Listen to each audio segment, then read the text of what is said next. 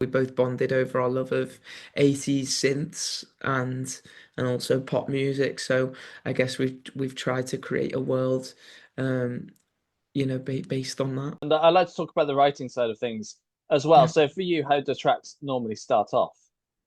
Well, in this case, 3 minutes, 3 minutes, for example, was written in a studio in Liverpool, and it was at the end of a very productive writing week, and your brain starts switching off because you think, right, we've got five really good tracks here, and then lo and behold, it's always the last one that comes out, and you think, oh, this will be nothing. But then when you listen back the week after, it's really strong. So that was the case with 3 minutes. And we just were, I think we were listening to some 80s music, be it maybe Depeche Mode, and we were trying to do something similar to that.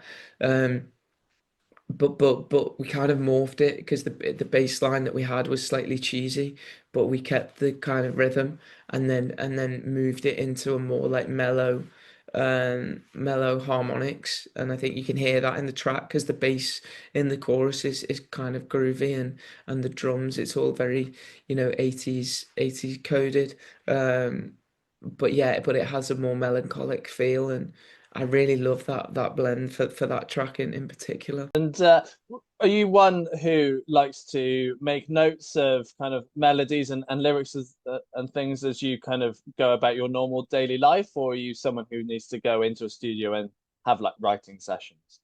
I say it's a mix of the two. There's songs on the EP like Fantasia, for example, that I've begun in my bedroom and then taken to Robin, and we work together on the tracks in the studio.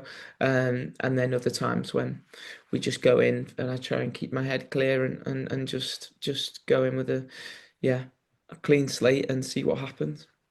And how are we looking for the future as well? Have you already got ideas for plans down the road with the writing and releasing?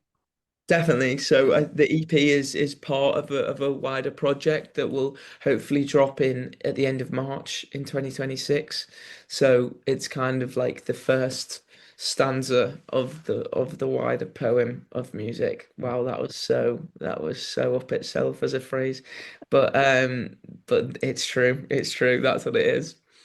And when the new music does start to drip feed through until March, is it going to have a similar feel as they come out, or is there kind of changes and kind of separations between the tracks?